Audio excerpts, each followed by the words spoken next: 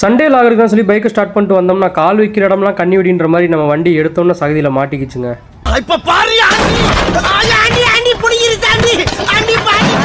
எப்படியோ சகதியில் மாட்டின வண்டியை ரொம்ப நேரம் போராடி வெளியில் எடுத்துட்டு வந்துட்டாங்க. இந்த ஃபுல் வீடியோ செம்ம ஃபன்னாக இருக்கும். இதோட லிங்க் கீழே டிஸ்கிரிப்ஷனில் கொடுத்துருக்கேன். ரிலேட்டட் வீடியோலாம் கொடுத்துருக்கேன். மறக்காமல் போய் செக் பண்ணி பாருங்கள். செம்ம ஃபன்னாக இருக்கும்.